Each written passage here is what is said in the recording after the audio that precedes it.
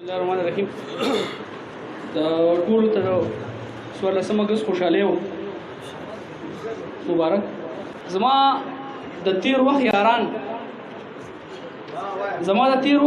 چې کله هم ما سره ملاقات وکړي نو بس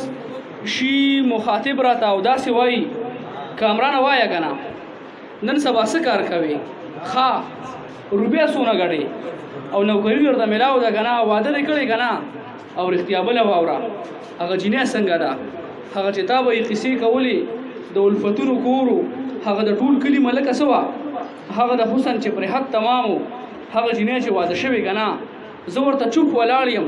بس صرف دا ووایم یاره هر څه سمدم دي یاره هر څه سمدم دي خو اکثر مې سوچ یوسي چې داسې چا هم ونه وي کامرانه ته څنګه یې کامرانه ته څنګه یې بابا دې روغ دی که نه مور دې بیماره وه اوس ټیک ده که نه وروڼه او خویندې دې ژوند ښه تېروي خو د سوچ خبره ده نو اناپرسته یاران د چا صحت څه کوي بس مرتبې ته ګوري نه بل د غزل یو څو شعرونه ویم بس بیا کښېنم چې مې ژوند د درد مقدار باندې پوره شو نو غزل مې په معیار باندې پوره شو بره تله راته مشکل نه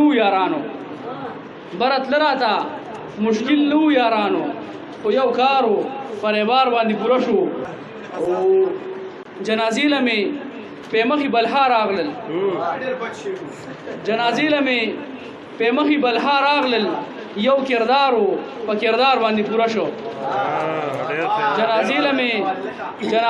پې مخې بلها راغلل یو کردارو په کردار باندې پوره شو او یار نیمګړی په بازار باندې ورګډ شو خار نیمګړی په بازار باندې پوره شو او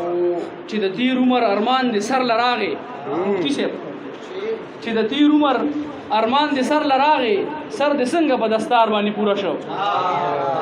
چې د تیر عمر ارمان دې سر لراغې سر دې څنګه په دستار باندې پوره شو او امجد ارماني صاحب شعر دی اساس محمد صاحب تاسو مو واورئ چې ستا کامران له کوره وتې ونیمګړی په مزه په لار باندې پوره شو چې مې ژوند د درد مقدار باندې پوره شو نو غزل مې په معیار باندې پوره شو. مهرباني